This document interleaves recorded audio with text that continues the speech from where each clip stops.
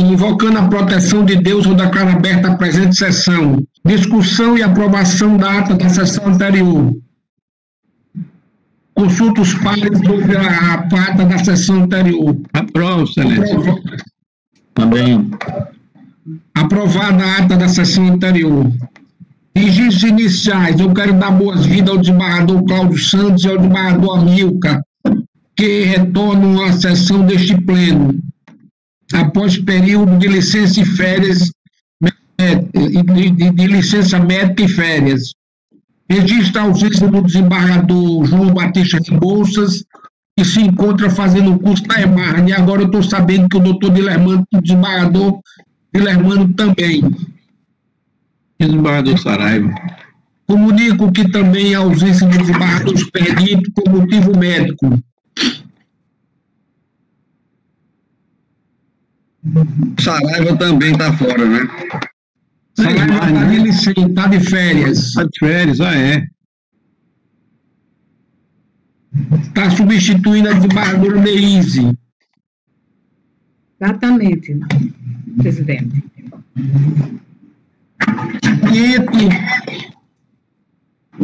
Expediente, Márcio.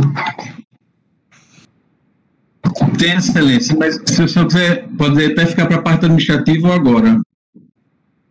Lê agora. Pois não. Temos o ofício, excelência, do magnífico reitor da UNRN, doutor Daladir Pessoa Cunha Lima.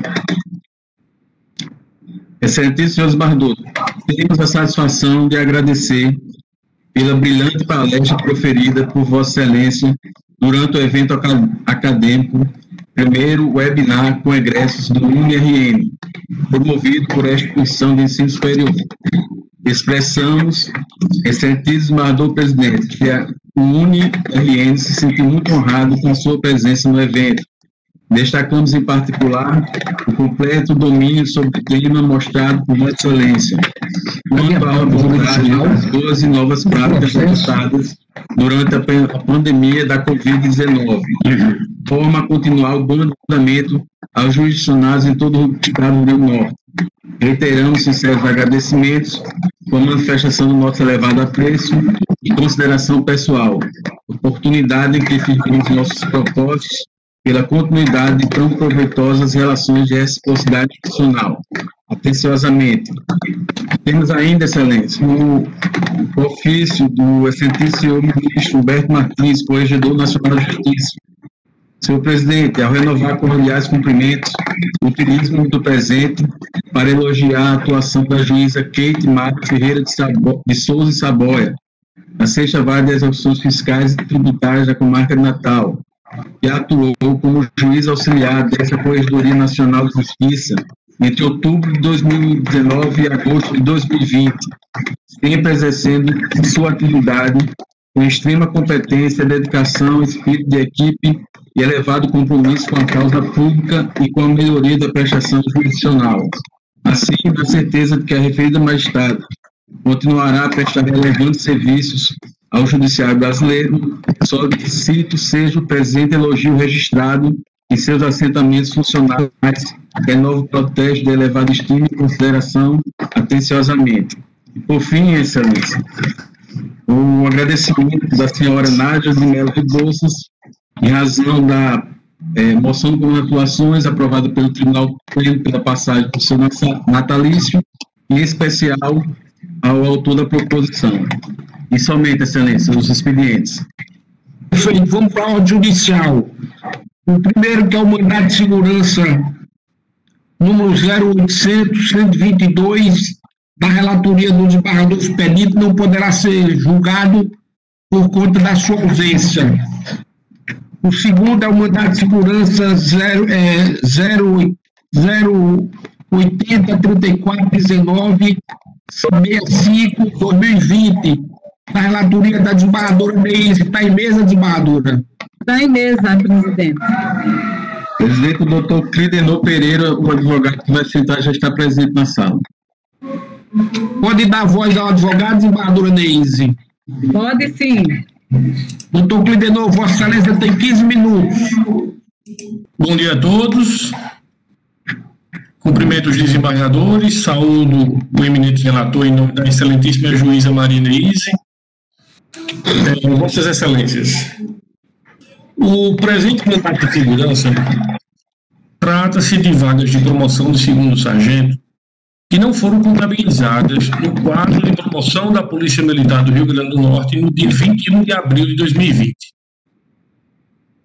Por não disponibilizar o quantitativo de vagas corretamente, os impetrantes foram prejudicados, pois deveriam ser promovidos em 21 de abril e não foram.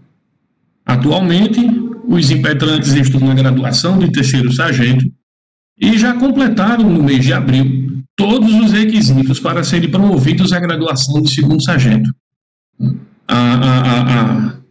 Esses requisitos, conforme dispõe a Lei Complementar 515/2014, elenca, sobretudo, a disponibilização de vagas ao qual tinha. Conforme prevê o texto da Lei Complementar 515/2014, no dia 21 de abril, era para a Polícia Militar disponibilizar 137 vagas para a promoção de segundo sargento. Todavia, somente disponibilizou 20 vagas. 117 vagas deixaram de ser disponibilizadas. Essas 117 vagas, Vossas Excelências, são decorrentes de 117 promoções de segundo sargentos que foram promovidos à graduação superior de primeiro sargento, promoções estas que ocorreram também na mesma data de 21 de abril. Apesar do BG, o Boletim Geral de Promoção, ter sido publicado em 22 de abril, um dia após a data determinada pela lei, este mesmo BG informou que as promoções retroagem à data conferida pela lei, que é de 21 de abril. De acordo com os artigos 16, inciso 1º, e 17, inciso 1º da Lei Complementar 515/2014, essas vagas decorrentes nascem quando o militar é promovido à próxima graduação, deixando vago a sua graduação anterior. Assim, em 21 de abril de 2020, quando a PM promoveu 117 segundos sargentos à graduação de primeiros sargentos, nasceu aí 117 vagas de segundos sargentos, que somadas às 20 que foram disponibilizadas, totalizaria o quantitativo de 137 vagas para a promoção à graduação de segundo sargento. Vossas Excelências, a Lei Complementar 515 aduz que, havendo vaga e o militar preenchendo os requisitos exigidos pela lei, deve de imediato a Polícia Militar promovê-lo dentro das datas previstas. A Polícia Militar, em sua defesa, alegou que, por força de um decreto 25.154 de 2015, o cômputo dessas vagas seria na data de 10 de março, data essa anterior prevista na Lei 515, que é 21 de abril, e que por esse motivo não poderia contabilizar essas 117 vagas de promoção que nasceram somente no dia 21 de abril. Percebam, Vossas Excelências, esse decreto no qual se baseia a Polícia Militar criou uma condicionante de promoção que não está previsto na lei. Muito pior, ela está alterando as datas que já estão elencadas na Lei Complementar 515. No presente caso, o decreto 25.154 está sobrepondo a Lei 515, afrontando claramente o princípio da legalidade. Ou seja, no momento que o comandante-geral da Polícia Militar afasta as vagas decorrentes de promoção ao posto superior com base em datas trazidas por um decreto e não pela lei, esse ato torna-se uma afronta direta ao princípio da segurança jurídica. De modo que os efeitos desse decreto 25.154 devem ser sustados imediatamente para o presente caso. Caso contrário, haveria um grande prejuízo aos impetrantes, ao qual já estão em prejuízo. Quando o decreto estabelece limite de vagas diferente do previsto na própria lei, isso acarreta explícita afronta ao princípio da legalidade. Em uma matéria análoga, Vossas Excelências, por unanimidade, no mandato de segurança número 0805579, dígito 34 de 2018, reconheceram a ilegalidade de um decreto frente a esta mesma lei, quando este criou condicionantes que a própria lei não fez. Vossas Excelências esclareceram nesse mandato de segurança que o decreto não poderia estabelecer um requisito ou condição que a lei não previa. Outro ponto controverso que precisa ser esclarecido é sobre a defesa do impetrado, no qual este alegou que o interstício mínimo de 4 anos para a promoção previsto no artigo 12, inciso 5 da Lei Complementar 515. Veja só, Vossas Excelências, o artigo 12 da Lei Complementar 515 aplica-se especificamente aos praças que ingressaram na Polícia Militar após a vigência da Lei 515 de 2014. Para os impetrantes que já se encontravam em efetivo exercício antes da vigência da Lei Complementar, aplica-se o disposto do artigo 30, inciso 3º, que são de 2 anos o interstício mínimo a ser completado para ter direito à promoção. Os impetrantes já completaram esse interstício de 2 anos em abril desse ano, estando eles aptos à promoção, tendo seus nomes incluídos no quadro de acesso publicado pela própria Polícia Militar. Inclusive, vale ressaltar que para o militar ter seu nome no quadro de acesso, somente é possível se todos os requisitos de promoção estiverem preenchidos, inclusive o interstício mínimo. Ora, Excelências, se os impetrantes tiveram seus nomes no quadro de acesso, isso significa que todos estavam com requisitos de promoção preenchidos. Vale evidenciar que a Polícia Militar, este ano, promoveu oficiais com base nessas vagas decorrentes, bem como promoveu o militar bombeiro de acordo com as vagas decorrentes. Somente deixou de promover o praça militar, o policial militar, porque não computou as vagas decorrentes para fins de promoção. Reitero, o texto da lei é categórico. Havendo vagas e o praça militar preenchendo os demais requisitos, deve a Polícia Militar promover a graduação superior. O ato de promoção da praça militar não é discricionário ao senhor comandante-geral da Polícia Militar. Não existe a possibilidade deste apreciar a conveniência de promover ou não. Cabe ao senhor comandante-geral da Polícia verificar os elementos expressos na lei e, estando todos em conformidade com o texto legal, praticar o ato de promoção. Nos autos do presente mandato de segurança, Vossas Excelências, fica comprovado através dos anexos que os impetrantes preenchem os requisitos de promoção, bem como se comprova a existência de 117 vagas decorrentes e que os impetrantes se encontram dentro dessas vagas, conforme o quadro de acesso.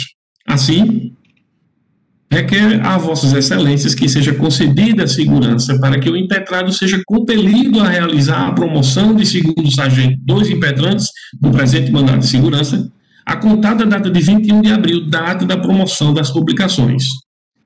Eu termino aqui a minha sustentação, agradeço a Vossas Excelências pela oportunidade que me foi dada. Muito obrigado. Pois não, como vota a desembargadora Neise? Pois não, presidente. A legislação regente, eu peço licença para ler o meu voto. A legislação regente é clara no tocante à abertura de vagas para a promoção no âmbito da Polícia Militar. O artigo 16 da Lei Complementar Estadual 515/2014 assim dispõe: somente serão consideradas para as promoções as vagas provenientes de 1. Promoção de graduação imediatamente superior. 2. Transferência para reserva remunerada. 3. Passagem à reforma. 4. Licenciamento ou exclusão. 5. Agregação. 6. Falecimento. Ou 7. Aumento de efetivo. O artigo 17 diz: as vagas serão consideradas abertas 1. Na data da publicação do ato administrativo referente aos incisos 5 do artigo 16 desta lei complementar, salvo se no próprio ato foi estabelecida outra data. 2. Na data oficial do óbito. E 3. Conforme dispuser a lei, no caso de aumento de efetivo. Também o decreto 25.154, de 4 de maio de 2015, ao regulamentar a Lei SUSO, é explícito sobre o tema. Artigo 1º.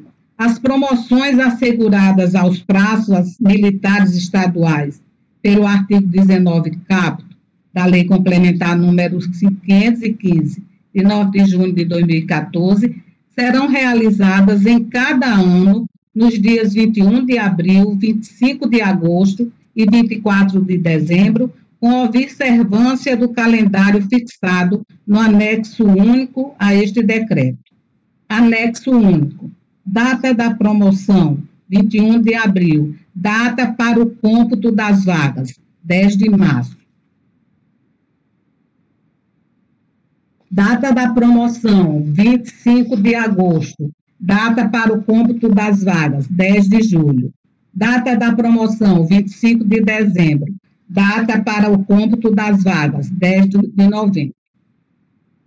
Alegam os autores fazerem jus à movimentação funcional em face do disposto no inciso 1 do artigo 17, cumulado com o inciso 1 do artigo 16, tendo em vista o ato promocional de 117 segundos sargentos, publicado no BG 072, de 22 de abril de 2020.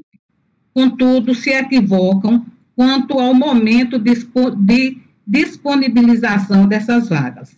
Ora, ao analisarmos os normativos e os atos promocionais, resta incontroverso que as vagas decorrentes das ascensões funcionais ocorridas em 21 de abril de 2020 devam ser computadas para as promoções seguintes, não podendo retroagir para alterar o número de claros ofertados em 10 de março pretérito, como querem os impetrantes.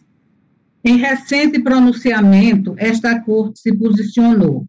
Emenda constitucional e administrativa, mandado de segurança, policiais militares, pleito de promoção de terceiro sargento para segundo sargento.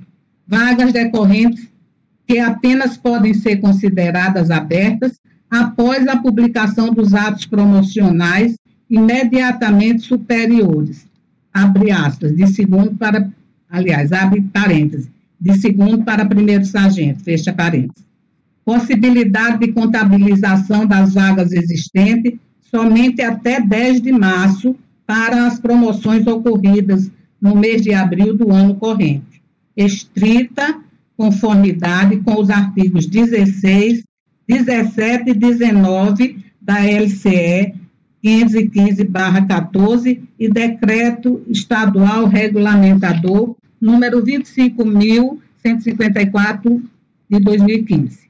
Direito líquido e certo inexistente. Segurança denegada. TJRN, mandado de segurança 0803421, dígito 35 de 2020, ponto 8.20.000. Pleno. Relator, desembargador Glauber Reis. Unanimidade. Julgado em 29 de julho de 2020. Assim, inexistente direito líquido e certo a amparar o pedido autoral, denego a segurança. É o meu voto, presidente.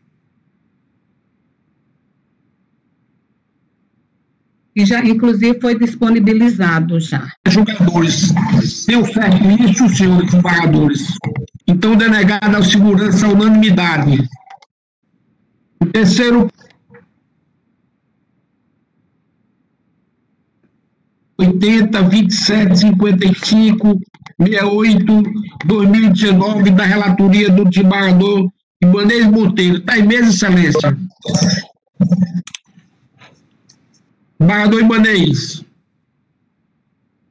O processo de Vossa Excelência está em mesa.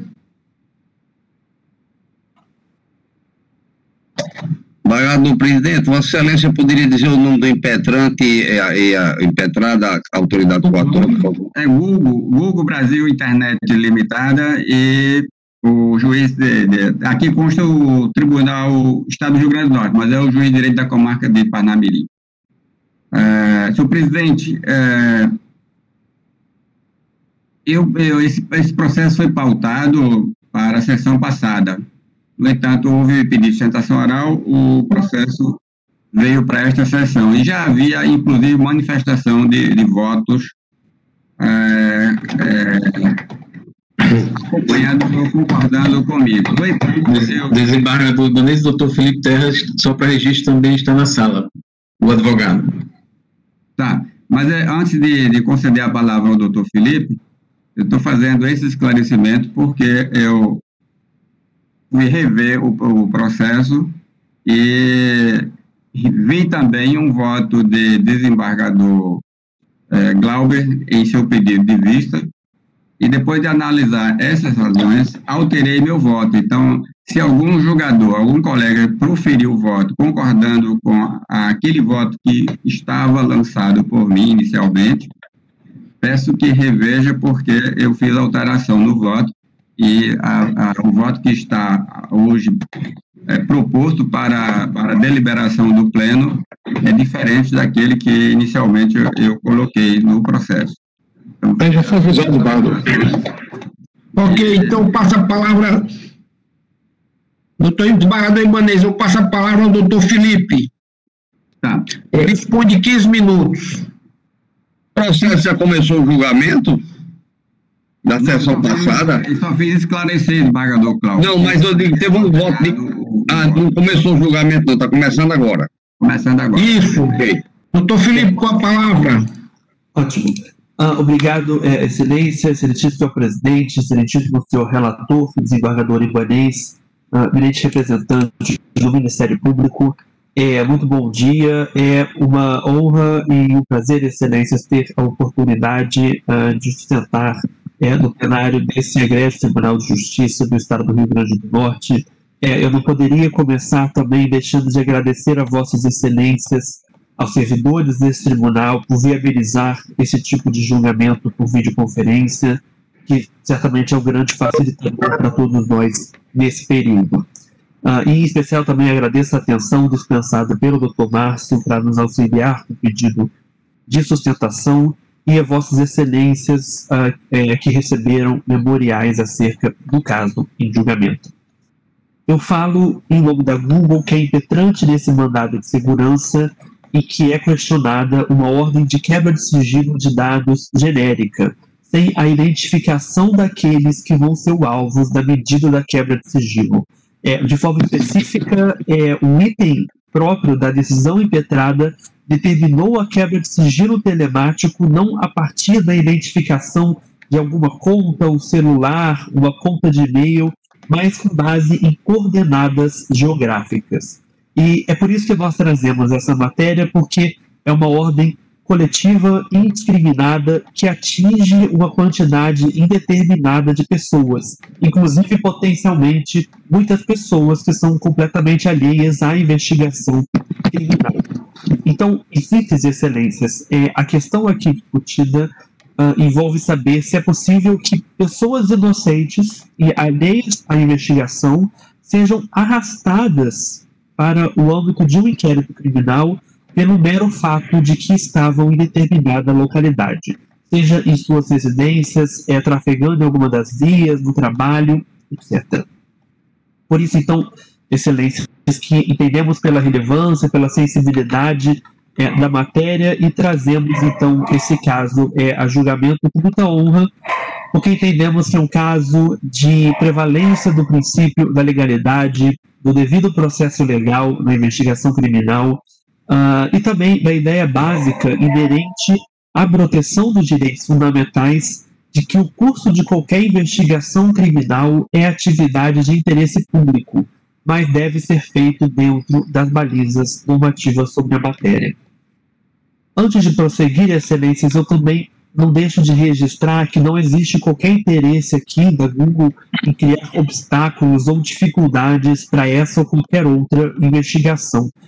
Muito pelo contrário, a empresa recebe milhares de ordens judiciais de quebra de sigilo por ano, processa e atende essas ordens. Esses números são divulgados em relatórios de transparência na internet.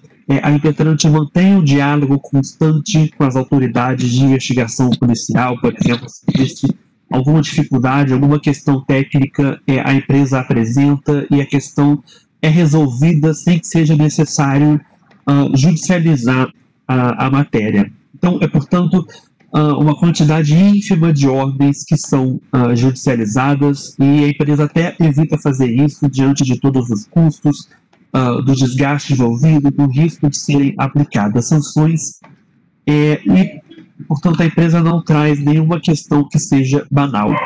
Mas o que diferencia essas ordens que são atendidas, inclusive que foram atendidas no inquérito de origem, pela ordem aqui questionada, é a individualização.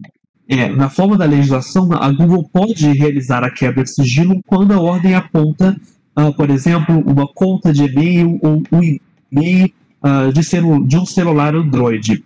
Já a ordem, como eu falei, aqui discutida, não possui esse tipo de individualização. De forma específica, a decisão impetrada determinou a produção e a apresentação de dados cadastrais e outros dados de todos os usuários que estiveram dentro de um raio de meio quilômetro em determinadas coordenadas geográficas do município de São Gonçalo do Amarante, na região metropolitana de Natal, em um período de 2 horas ao final da tarde, entre 16 e 18 horas.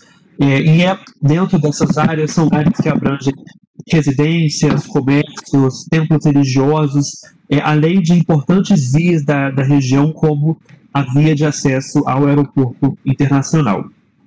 E no caso em específico, o que aconteceu aqui é que essa ordem impetrada veio do bojo de muitas outras ordens determinadas pelo juiz impetrado, de fornecimento de uma série de dados produzidos pela Google relativo a celulares já identificados e ordens já direcionadas a e-mails específicos que foram apontados. Essas ordens individualizadas foram atendidas normalmente pela empresa. Inclusive, houve um retorno das autoridades policiais dizendo que esses dados que a Google apresentou foram muito relevantes para a investigação. Além disso, pelas informações divulgadas pela imprensa, de informações públicas, as autoridades informaram que até que a investigação no início desse ano já havia sido finalizada, concluída, com elementos suficientes da prova delitiva, inclusive com a confissão de um dos envolvidos. Mas, apesar disso, a ordem não foi revogada, a empresa também não teve conhecimento da perda de objeto, e é por isso que o mandado de segurança se manteve. Feita essa contextualização, excelências, eu passo a desenvolver 3 breves observações do caso em julgamento. A primeira de natureza legislativa, a segunda sobre a jurisprudência e a terceira quanto a algumas questões práticas. Começo, então, falando da lei. Isso seria suficiente para o reconhecimento da invalidade da medida. Na verdade, aqui nós discutimos uma questão, a legalidade em si mesma. E o ponto com todo respeito é bastante simples. O ordenamento jurídico brasileiro é taxativo ao prever que as ordens de quebra de sigilo tenham um alvo individualizado, e mais ainda de que sobre este alvo recaiam indícios de autoria ou participação do investigado. Então, é nesse sentido, pelo menos em razão de 4 diplomas normativos específicos. Em primeiro lugar, o artigo 2º da Lei 9296, a Lei de Interceptações, a resolução do CNJ, que disciplina a quebra de sigilo telemático, que foi alterado em 2016 justamente para reconhecer a necessidade de apontamento de número de telefone, nome de usuário, e-mail ou outro identificador válido para justificar a quebra de sigilo. Da mesma forma, o artigo 22 do Marco Civil da Internet também traz requisitos de individualização, inclusive para a produção de dados mais banais, que são os dados aqui envolvidos. O artigo 22 se aplica para dados de IP, que são dados mais simples até do que os dados de localização, dados cadastrais que foram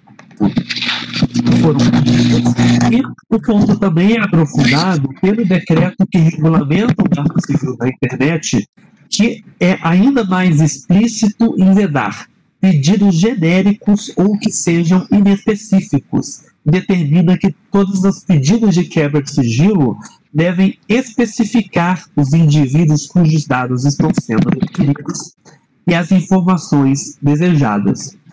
Mais textual do que isso, excelências, entendemos que não seria possível. E aqui eu observo que a Google jamais sustentou que a ordem determinou o fornecimento do conteúdo de comunicações.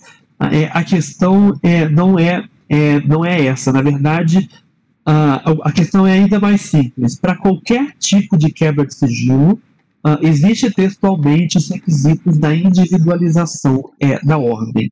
Então, como eu falei, o artigo 22 do Marco Civil da Internet, mesmo para dados de IP, também traz esses requisitos de individualização específica. Então, essa questão de conteúdo, na verdade, é aqui impertinente.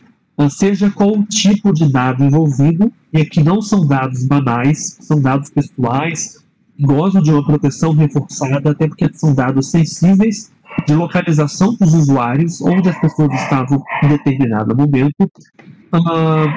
Para esses tipos de dados, como para outros, existe a previsão taxativa de individualização. Diante disso, excelências, eu passo ao segundo registro relevante, que é a jurisprudência de ordens dessa natureza.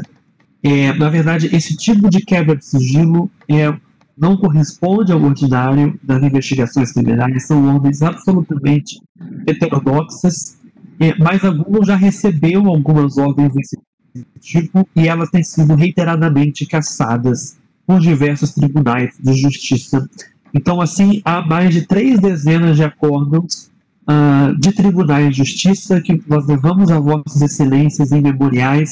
São as precedentes do Tribunal de Justiça do Rio de Janeiro, de São Paulo, do Rio Grande do Sul, de Minas Gerais, do Pará, de Goiás, do Piauí, todos eles concedendo a segurança em mandados impetrados pela Google para questionar esse tipo de quebra de sigilo com base em coordenadas geográficas. Houve 2 casos também em que a Google levou essa matéria ao STJ e há decisões monocráticas do STJ também suspendendo ordens desse tipo. Uma decisão é do ministro Sebastião Reis Júnior e outra do ministro Antônio Saldanha Palheiro.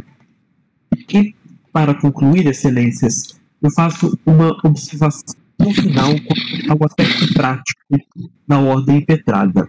Para além dessas questões legais, que são até suficientes para que seja reconhecida a invalidade da ordem, e da própria questão da desnecessidade da ordem, considerando que as informações que temos de que a investigação foi concluída, existem também dificuldades concretas relativas ao atendimento desse tipo de medida e que a tornam virtualmente inúteis para uma investigação criminal. De forma sintética, esse serviço de localização dos celulares Android, que é oferecido pela Google aos usuários, ele não foi um serviço pensado para fins de produção de prova criminal.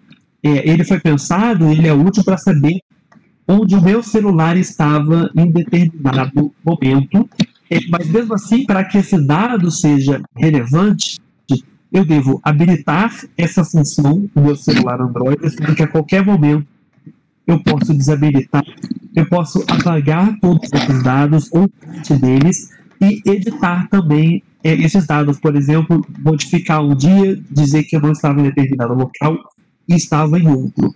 Então, são, portanto, dados que foram pensados pela própria utilidade do serviço e que são manipuláveis pelos próprios usuários.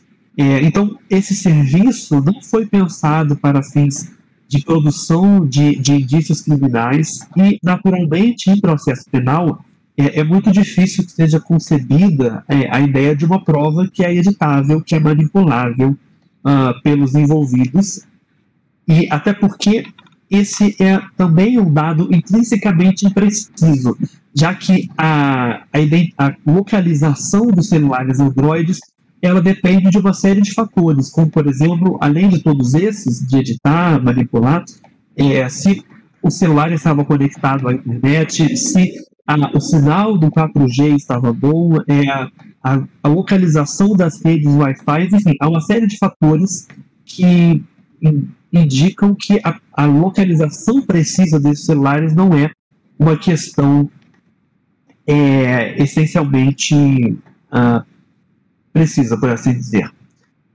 Então, concluindo, excelências, o que a ordem faz é, no nosso entendimento, um exercício de tentativa e erro, um tiro no escuro, e tudo isso com a possibilidade de não ser possível gerar qualquer indício da investigação criminal ou até mesmo de contaminar as outras provas numa investigação.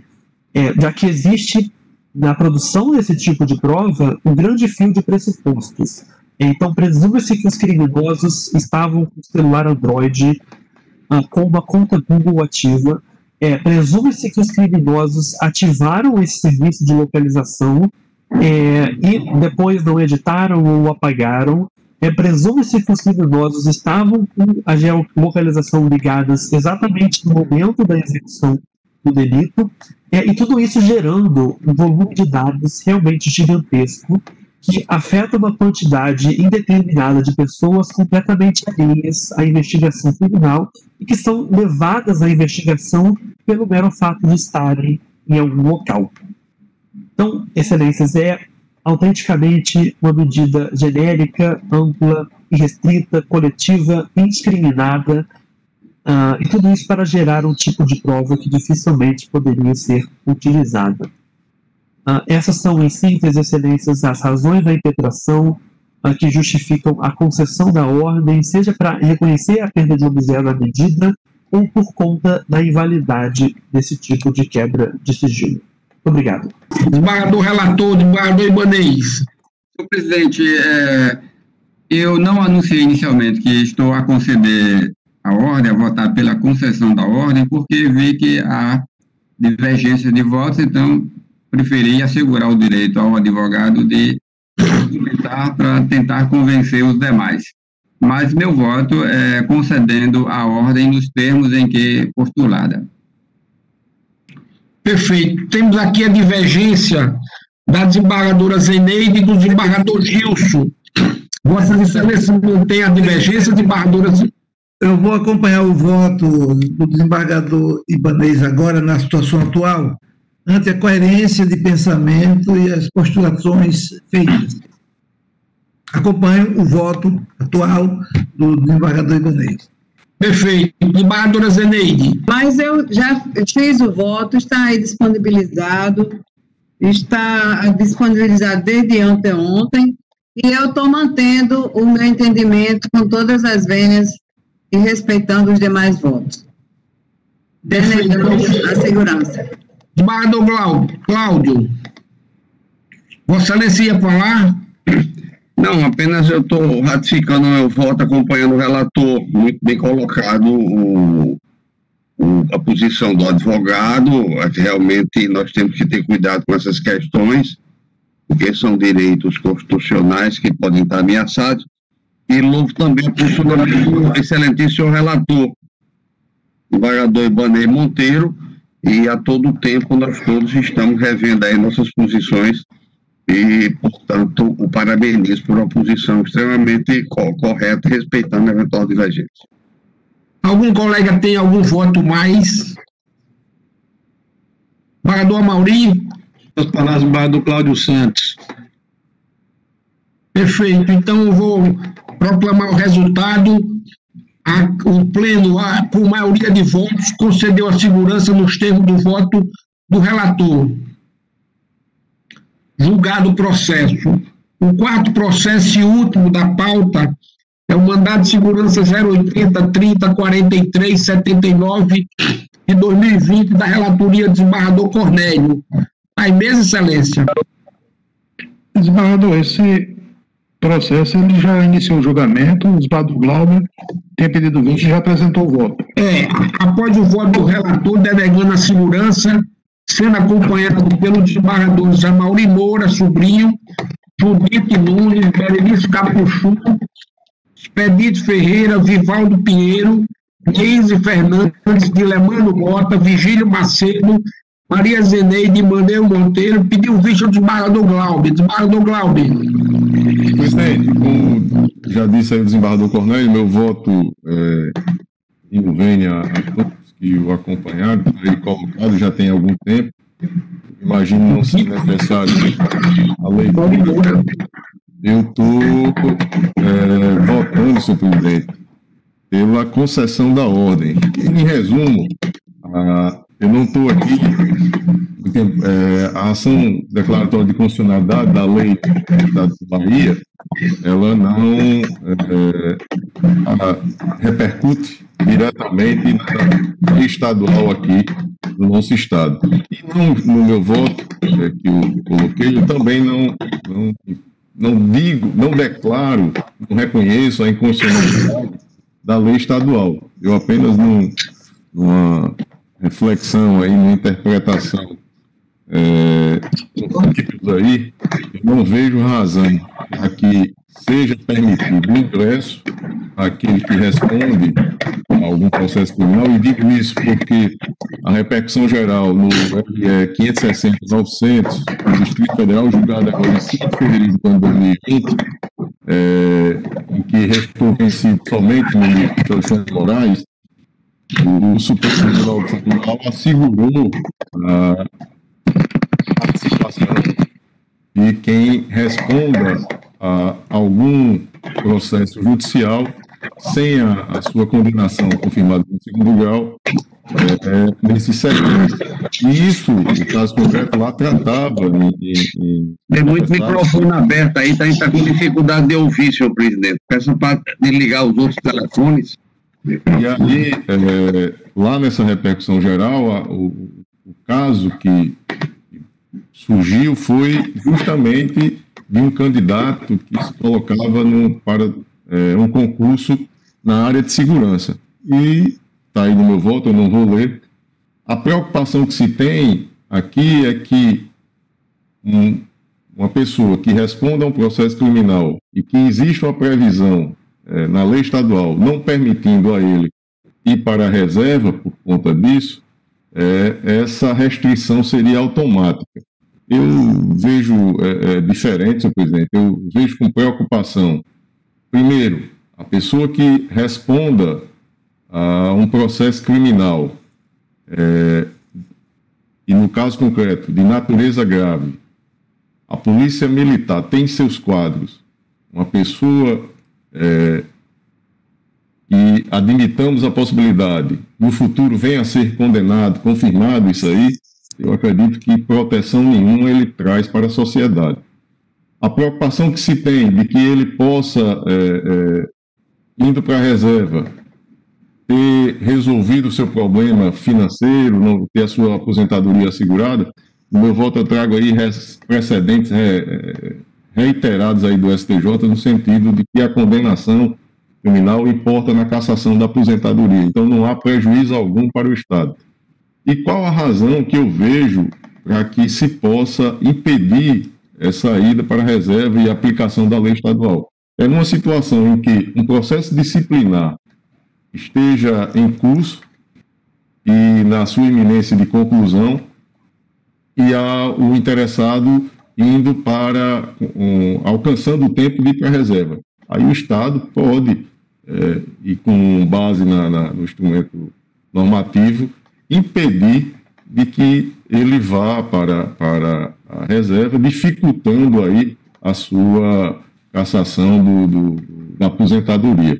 Numa situação como essa, eu admitiria. E só para que fique claro, no caso concreto, o impetrante, ele já tem mais de 30 anos na Polícia Militar, já tem o tempo de serviço e de contribuição alcançado, e o processo a que ele responde, nem mesmo sentença no primeiro grau existe.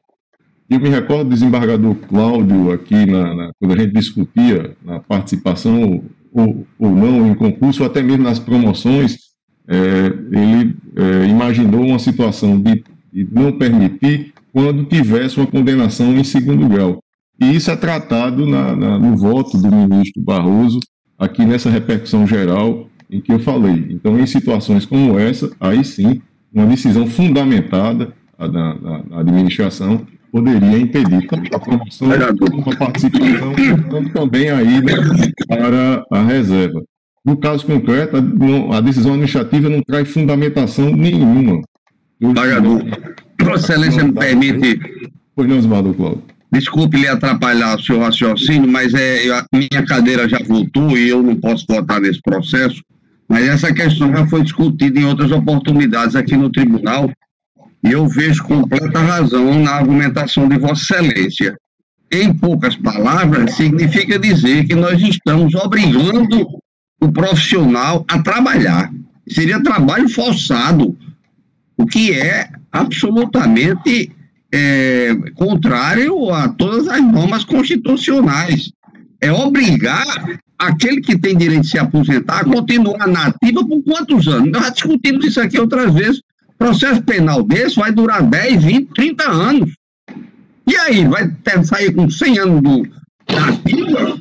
Quer dizer, eu estou colocando isso para uma reflexão minha, primeiramente, e do próprio tribunal. Eu acho que a colocação de Vossa Excelência é extremamente pertinente, e, repito, não voto nisso, mas nós não podemos, no meu entender, respeitada aí já a maioria já feita, é impedir a pessoa de exercer um direito pleno para o qual ela contribuiu durante 30 anos, 20 anos e 35 anos, e se aposentar e continuar respondendo o processo penal. Evidentemente, se houver uma condenação e efeito da condenação houver no sentido da cassação da aposentadoria, pelo qual sou contra, do ponto de vista contra, não se pode cassar a aposentadoria porque é um tributo diferente, você contribuiu para obter aquele resultado, sob pena de enriquecimento ilícito da unidade previdenciária, também é outra questão importante, e eu venho trazer apenas esses meus posicionamentos, porque, como eu tenho dito, principalmente em revisão criminal, sempre é hora da gente refluir, refletir, remontar. Agora mesmo tivemos um posicionamento aí do desembargador Ibanez sobre uma questão interessante, que ele partiu de um voto para outro com a maior tranquilidade, e isso é extremamente louvável, e me parece que essas questões precisam ser melhor deglutidas e, enfim, refletidas pela Corte. Então, eu coloco isso, embora não vote, e parabenizo Vossa Excelência pelas excelentes argumentações trazidas neste caso. Obrigado, desembargador Cláudio. E, senhor presidente, em conclusão é isso, eu estou votando aí pela concessão da ordem, assegurando aí ao impetrante o seu direito de ir para a reserva. Bem, eu, pelo quadro formado, então, se não há nenhuma mudança de voto, eu consulto o pleno. Como resultado. Excelência, por gentileza. O desembargador Amauri já discutiu sobre isso também em outra oportunidade. Nós discutimos sobre isso. O processo já foi julgado, doutora Cátia. Não tem mais palavra, não. Nós discutimos também isso na sessão anterior. E o meu voto também era diferente, desembargador Cláudio. Era concedendo a segurança. Mas diante da decisão do Supremo recente, que foi colocada para todos, e houve um debate no pleno, chegou-se a essa conclusão de que se deveria seguir a decisão do Supremo Tribunal Federal em caso recente, no julgamento lá da Bahia. Perfeito. Senhor presidente, pela ordem, apenas para esclarecer. Obrigado, Excelência. É apenas para deixar bem claro que realmente essa questão é extremamente delicada e já foi, como referiu o desembargador Glauber e o desembargador Cláudio Santos também, objeto de várias discussões na nossa corte. E a nossa jurisprudência era pacífica no sentido de que essa exigência posta na lei de regência que regulamenta a promoção ou as carreiras dos praças e oficiais militares, ela traria especificamente esse dispositivo, ela tinha uma conotação de inconstitucionalidade, porquanto ela feria o princípio da presunção de inocência, hoje ainda tão em debate, principalmente no Supremo, por isso que não era de se admitir essa exigência. Percebo que realmente o desembargador Glauber Rego trouxe no seu voto, além de fazer referência aos precedentes da nossa Corte, algumas colocações que merecem sim uma reflexão, e eu louvo a atitude e o voto de Sua Excelência. Mas o que me prende, o que me traz alguma dificuldade, e eu tenho que esclarecer isso à Corte, porque estou mudando o meu voto em relação aos precedentes, como o desembargador Cláudio Santos referiu, nós discutimos isso bastante, mas veja que o Supremo diz, fazendo a leitura a partir do que dispõe a Carta Federal, ele diz que esse dispositivo não é constitucional, não é inconstitucional.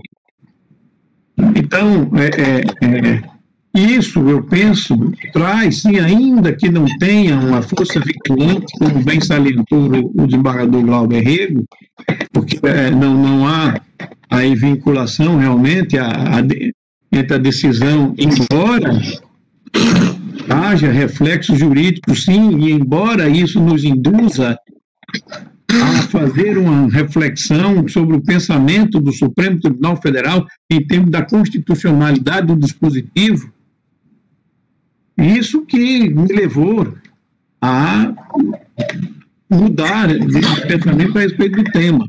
Apenas para contextualizar, no voto divergente, trazido, me parece, pelo desembargador Expedito, na parte que interessa, diz o Supremo Tribunal Federal, e isso foi agora, isso não configura contrariedade ao princípio da presunção de inocência a restrição imposta pela norma estadual impugnada, que é um dispositivo estadual absolutamente idêntico ao que estamos discutindo agora.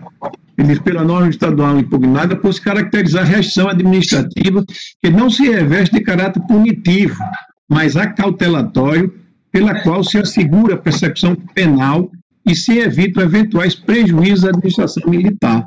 Isso que refere a precedentes.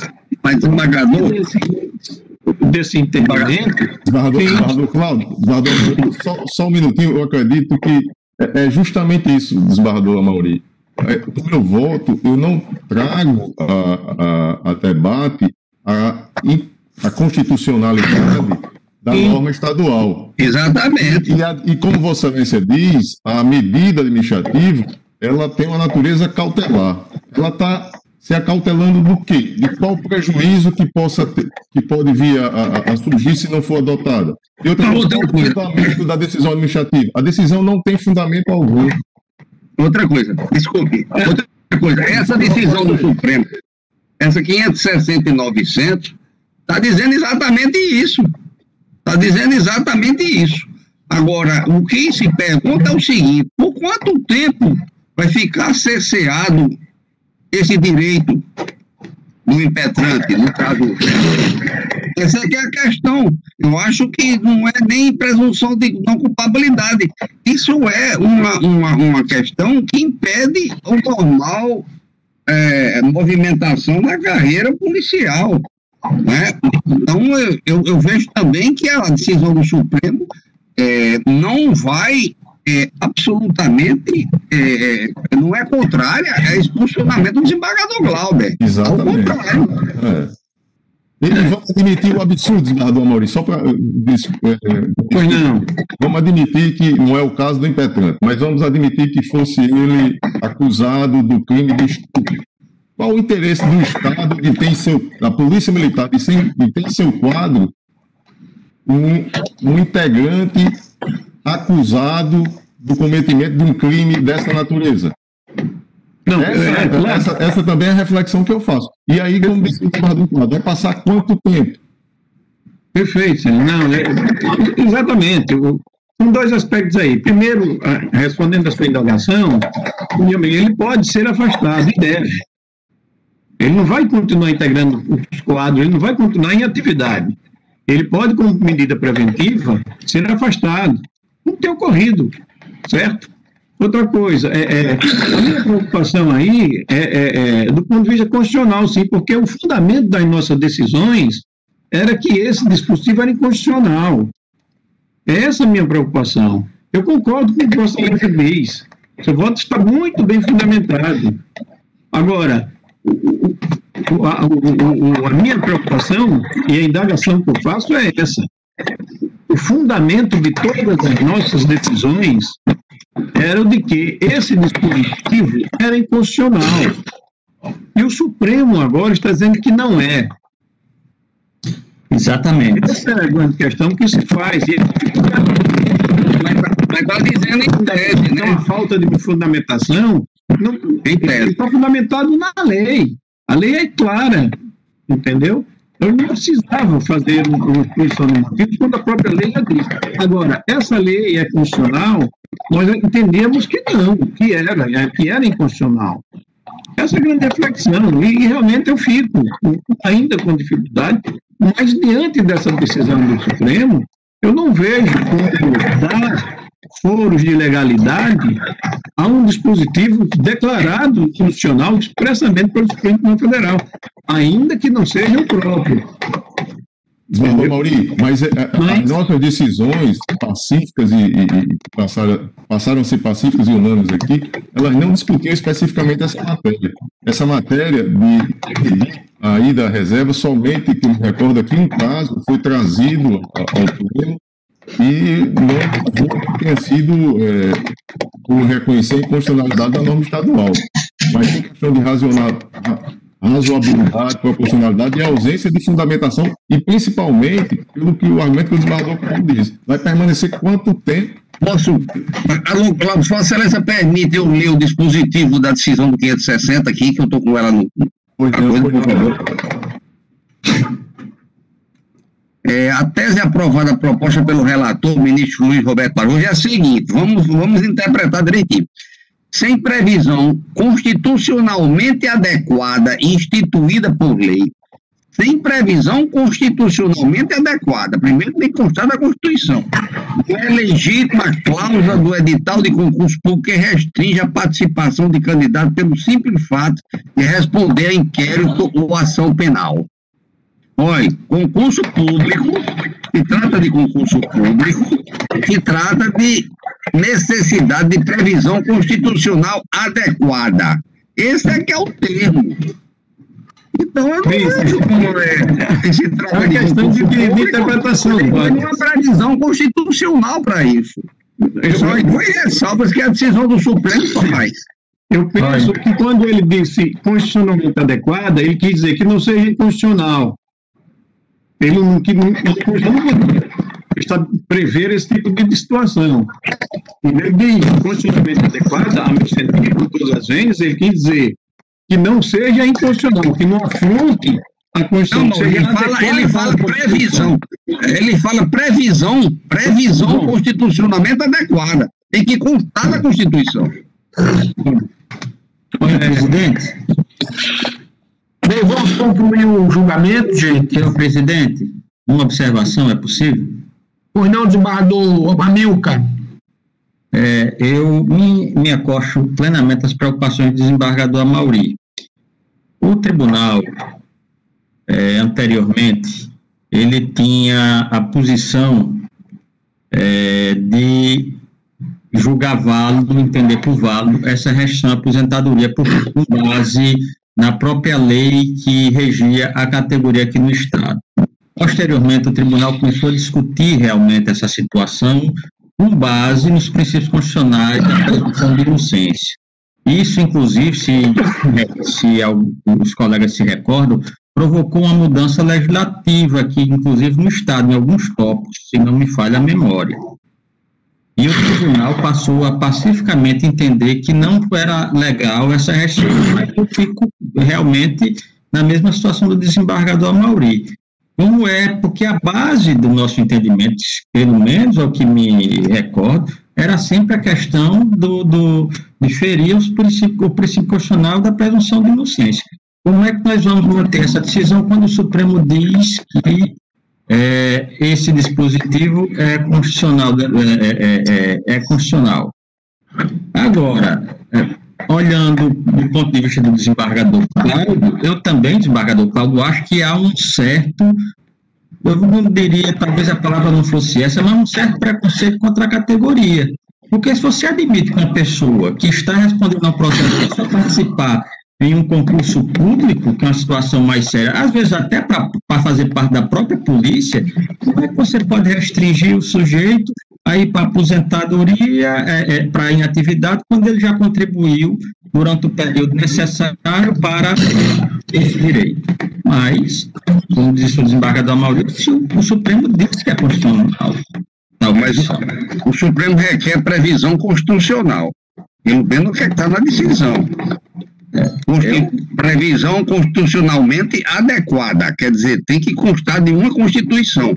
Agora, eu queria encerrar e pedir licença ao presidente, porque eu vou ter que me ausentar, senhor presidente, para uma necessidade de ordem pessoal, aí o médico agora, e eu pediria a Vossa Excelência autorização para me ausentar da sessão, deixando um grande abraço a todos, muita saudade dos colegas, das colegas, do nosso clima, dos nossos debates, e que Vossas Excelências e que nós possamos fazer a melhor justiça sempre. Um grande abraço a todos, muito obrigado, senhor presidente.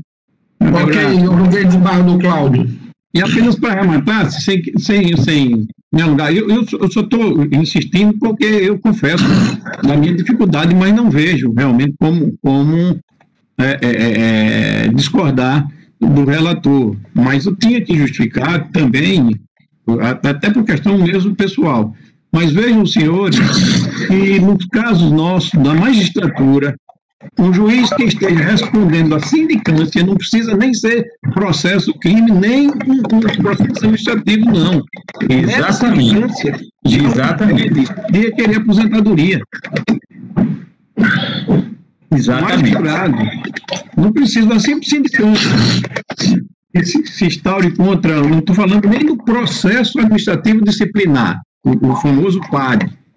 Nem processo criminal, não. Uma sindicância já o impede de requerer a sua aposentadoria.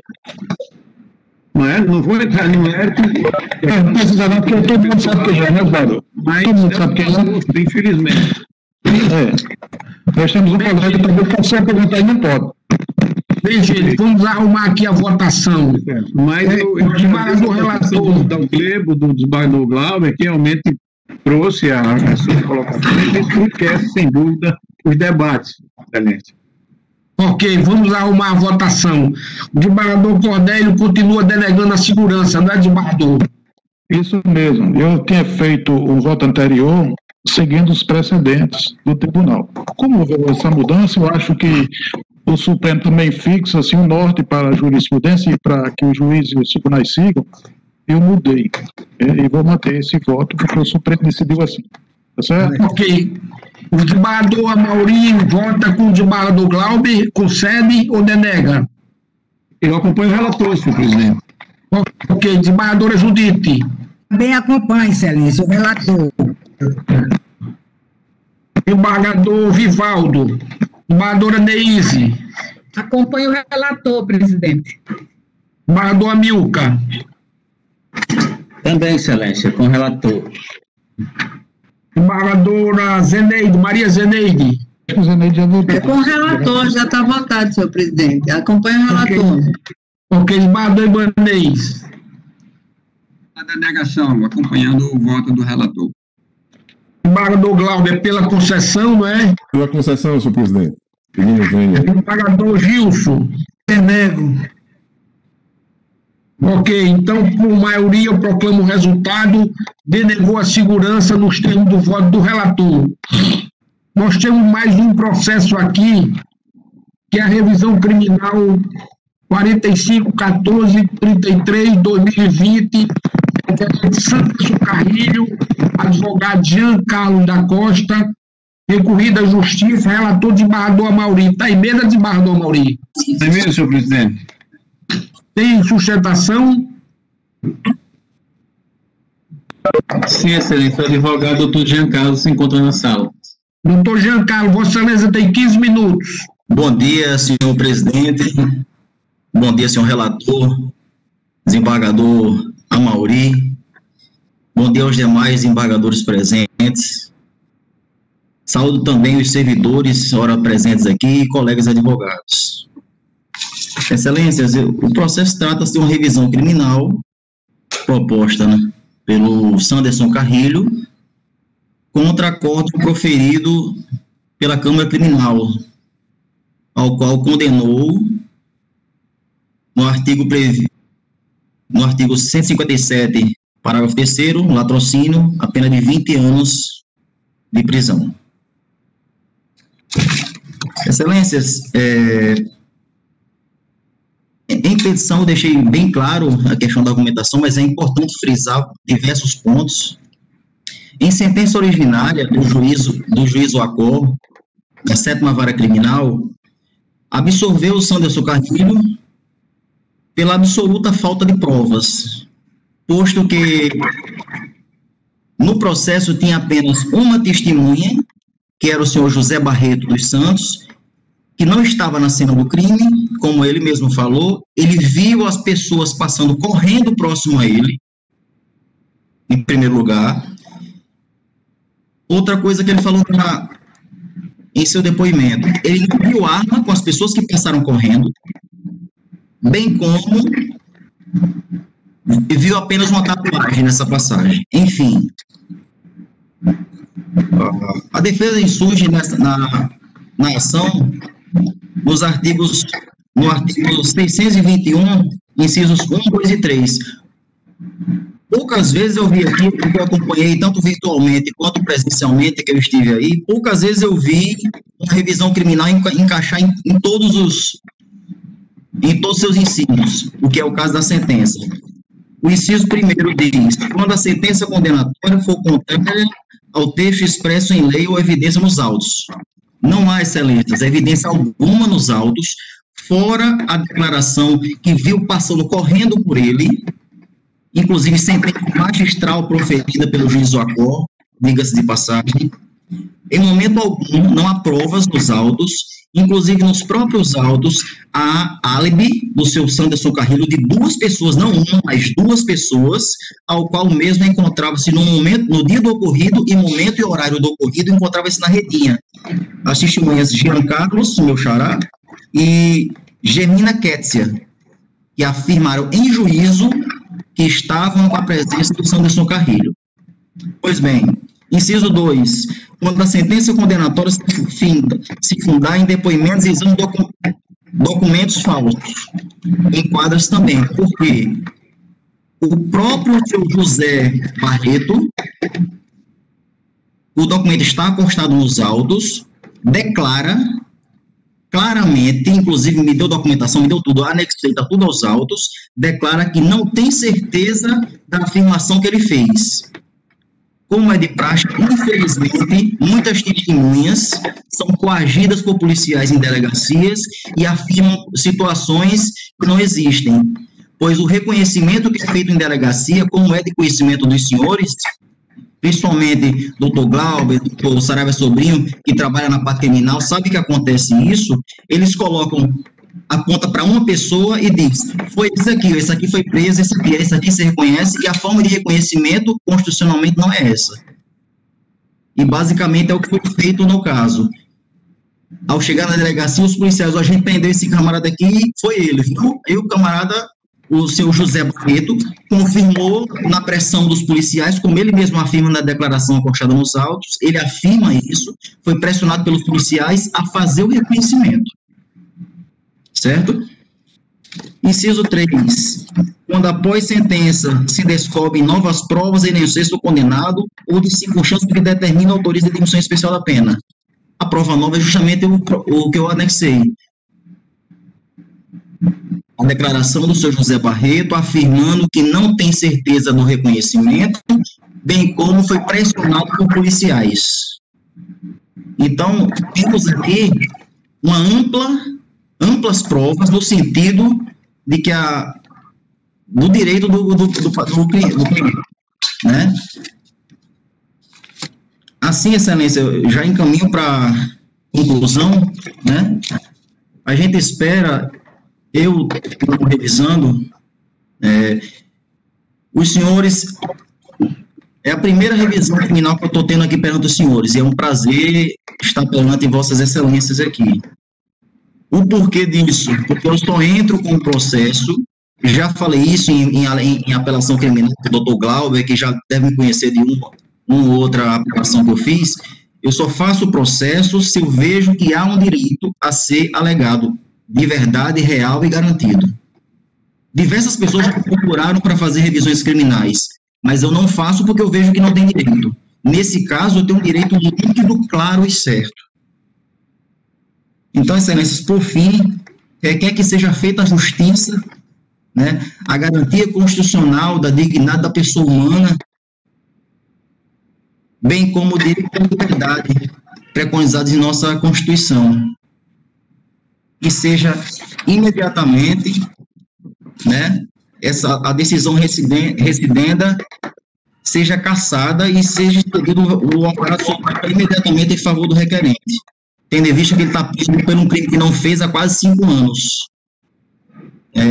E visto essa injustiça, inclusive eu estou trabalhando pro bono, porque a família, o meu cliente, quando me expressou esse acontecido absurdo, com todo respeito, com toda a vênia, a decisão da Câmara Criminal, que à época foram 2 juízes convocados para a referida decisão, mas uma decisão absurda de um processo que não há o mínimo de provas, e a única prova que tem no processo, que é o senhor José Barreto, que viu a pessoa passando correndo, que teoricamente à época tinha reconhecido, nesse momento vem dizer que não tem certeza e que foi pressionado pelos policiais.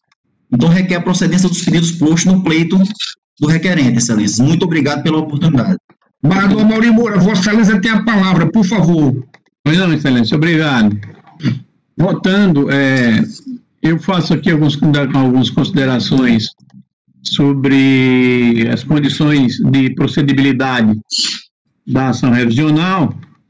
Transcrevo o que dispõe o artigo 621 do nosso Código de Processo Penal, cuja leitura se faz despicienda, e trago ensinamento também a respeito do tema aqui do professor Guilherme de Souza Nutti, mas digo no que interessa, senhor presidente, senhores desembargadores, se me permitem a brevidade, porquanto o meu voto está disponibilizado, eu digo que da espécie, conforme relatado, buscam revisionando, nos incisos 1, 2 e 3 do 621 CPP, a modificação do julgado lançado no acordo proferido pela Câmara Criminal, nos autos da apelação tal que o condenou pela prática do crime previsto no artigo 157, parágrafo 3º do Código Penal, ao argumento de ocorrência de erro adjudicante, requerendo a cassação da decisão rescindida.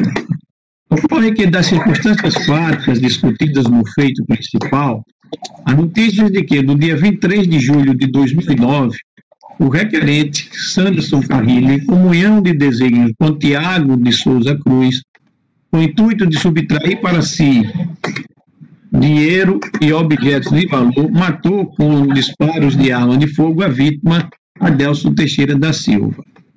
Infere-se ainda que, ao término da instrução, o juiz da 7ª Vara Criminal da Comarca de Natal, embasado em insuficiência de provas, é certo, como disse o advogado da tribuna, o qual eu cumprimento pela sua sustentação, doutor Jean Carlos, embasado em insuficiência de prova, absolveu ambos os acusados do delito tipificado no 157, parágrafo 3º. Porém, ao julgar recurso do Ministério Público, a Câmara Criminal, a unanimidade de votos, se provimenta ao recurso, concluindo que restou comprovada a autoria em razão do reconhecimento feito por testemunha, prova de valor suficiente à condenação, acórdão constante dos autos. Lado outro, me elevo a observar, digo eu, que a tese da defesa apresentada nesta ação revisional já foi submetida em grau de recurso à análise pela Igreja Câmara Criminal, vez que na apelação os ali recorridos em suas contrarrazões recursais aduziram, e abro aspas, que não há provas acerca do envolvimento no crime, eis que não foi encontrada a arma de fogo que atingiu a vítima, bem como não estavam na posse de qualquer bem subtraído. Além disso, o exame residuográfico feito no ITEP não constatou a presença de pólvora em suas mãos. Fecho aspas. Isso foi discutido e a tese apresentada e discutida e votada na apelação criminal, convidando ao final pela manutenção da sentença no primeiro grau.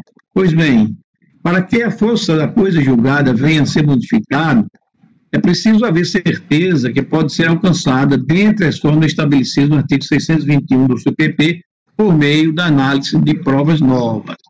No caso em tela, vê-se que esse objetivo não foi atingido pelo revisionando, porquanto não juntou aos autos nenhum fato novo a ser discutido, o qual deixa entrever nas suas alegações o claro fito de provocar um reexame da matéria com análise das provas carreadas aos autos, eis que se limitou a buscar a rediscutir a autoria delitiva mediante a apresentação de uma declaração extrajudicial prestada pela testemunha José Barreto da Silva, na qual consta, abro aspas, quando fui prestar os depoimentos, os policiais fizeram uma pressão muito grande para que eu reconhecesse os acusados.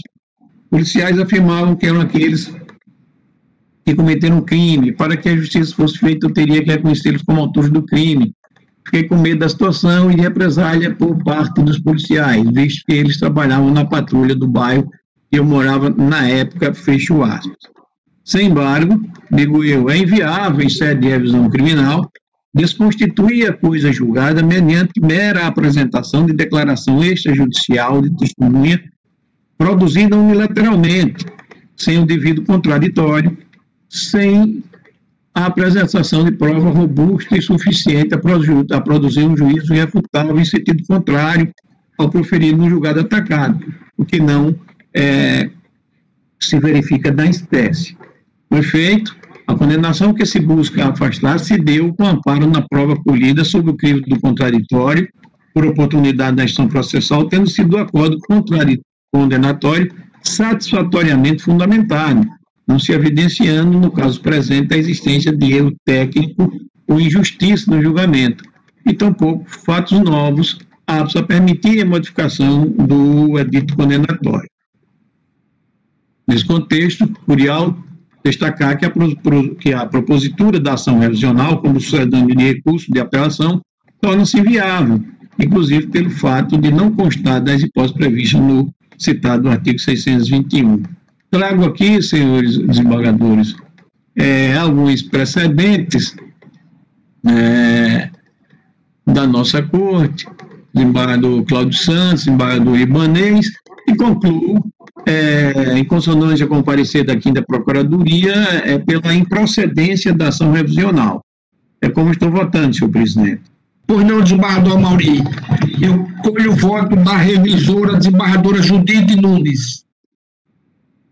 Desembargador presidente, eu tive a oportunidade de ter acesso aos autos como revisora e concordo plenamente com o voto do relator. Perfeito. Como voto do desembargador Vivaldo Pinheiro. Excelência, já registrei o voto acompanhando o relator. Ok, desembargadora Neisa Fernandes. Também já registrei o meu voto e mantenho, acompanhando o relator. Desembargador Amilcar Maia. Já registrei o voto acompanhando o relator, excelência. Desembargadora Maria Zeneide Bezerra. Com o relator, senhor presidente. Como vota a desembargadora Zeneide? Já está registrado com o relator. Ok. Desembargador Ibanez Monteiro. Concordo com o voto do relator, presidente. Desembargador Glauber Rego. Com o relator, senhor presidente. Desembargador Gilson Barbosa. Com o relator, presidente. Desembargador Cornélio Alves. Com o relator. Proclamo o resultado, julgada a revisão procedente nos termos do voto do relator. Bem, gente, não há mais pautas na ordem judicial.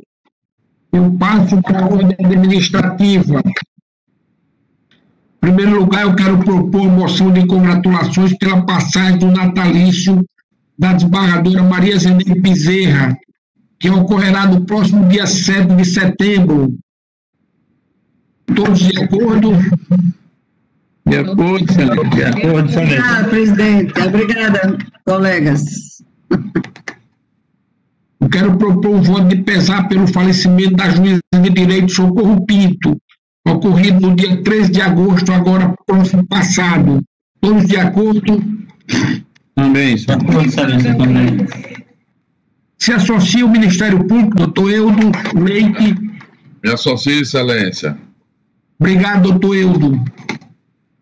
E um voto de pesar pelo falecimento do técnico judiciário Marcos José de Melo Lira, ocorrido no dia 15 de agosto, próximo passado. Todos de acordo? Vamos bem. Bem, não tendo mais nada a tratar, eu declaro encerrada. Eu quero submeter para homologação da Corte a resolução número 13/2020, que trata da organização administrativa da Secretaria Unificada das Turmas Recursais, expedida conjuntamente e referente pela Presidência, pela Corregedoria de Justiça e pela Coordenadoria Estadual do Juizado Especial, diante da excepcionalidade que a matéria demanda. Todos de acordo? Sim. Também, Excelência. Eu quero submeter para homologação desta Corte a referendo que manteve a convocação da juíza de direito Maria Zeneide de Andrade Fernandes, titulada Segunda Vara de Família e Sucessões da Comarca de Natal, para continuar substituindo o desembargador Saraiva Sobrinho durante o período de férias definido para usufruto de 24 de agosto a 22 de setembro. De acordo? De acordo, Excelência. Submeter a homologação a referendo que concedeu ao desembargador Cláudio Santos licença para tratamento de saúde no período de 20 de julho a 22 de agosto de 2020. Todos de acordo? De acordo.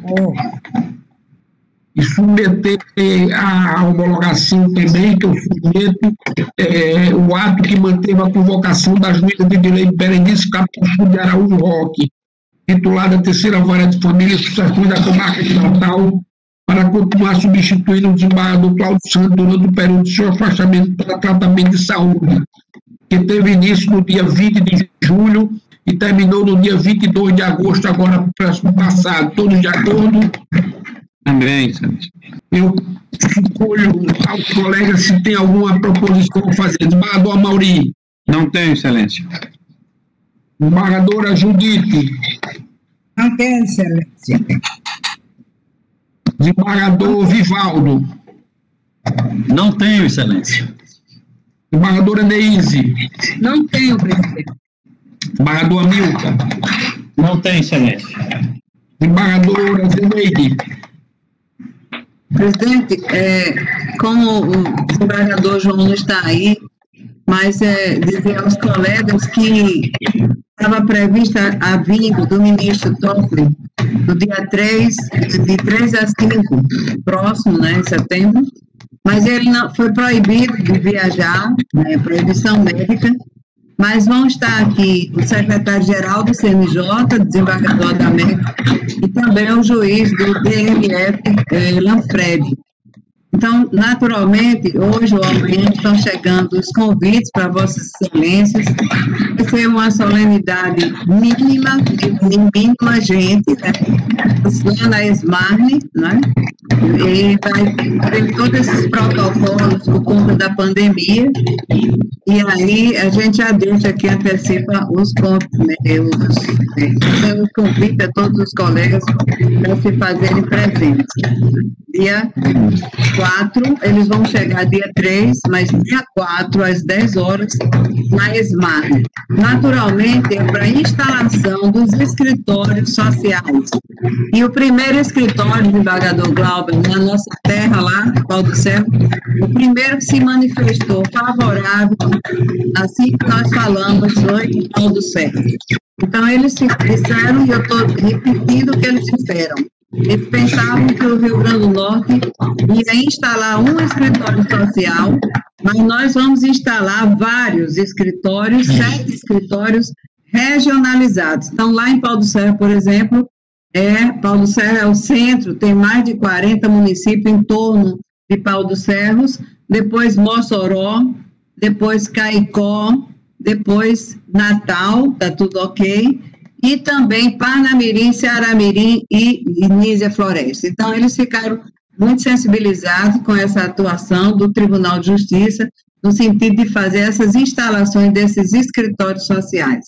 E também, naquele momento, vai estar via também vídeo, a presidente da Humanitas 360, que é uma ONG que vai estruturar os laboratórios virtuais nas penitenciárias do Rio Grande do Norte e também a cooperativa para o presídio feminino. Então, ela vai chegar em outubro para fazer isso, para já analisar os espaços que foram oferecidos pelo Tribunal de Justiça, e pelo GMF, naturalmente, mas ela vai estar presente por videoconferência. Vamos fazer essa solenidade mínima, com um mínimo de pessoas por conta dessa doença, mas extensiva a todo o Estado. Todos os prefeitos, todos os municípios que estão apoiando esse projeto vão estar presentes na videoconferência. É isso que, só para já avisar aos nossos colegas, né, e a doutor Eudo, naturalmente, para que a gente possa realmente estar presente a essa solenidade. Obrigada a todos. Desembargador Ibanez. Tem proposição, senhor presidente. Desembargador Glauber Rego. Senhor presidente, parabenizar a desembargadora Zeneide aí pelas iniciativas, das boas-vindas aqui ao presidente da equipe, senhor presidente. Dr. Evaldo Sampaio, parabenizá-lo aí pelo lançamento do livro, 3ª edição, Abuso de Poder nas Eleições. Parabéns, doutor Evaldo. Senhor presidente, também, e agora propor uma moção de congratulações aqui ao presidente do Tribunal de Justiça, desembargador João Rebouças, tribunal que alcançou agora, recentemente, ranqueado, se não estou enganado, na 5ª posição em produtividade nos tribunais de pequeno porte. Eu faço essa proposição, senhor presidente. O presidente não está presente, participando do curso de formação de formadores, junto com o desembargador Irmão, e é um curso que eu tive a satisfação de fazer e de extrema importância. Inclusive, eu aconselho a todos que o façam. A Infam tem o norte de ter esse item como requisito para quem quer que pretende ser diretor da escola. Então, ainda pretenda ser que o faça, esse curso de formação de formadores.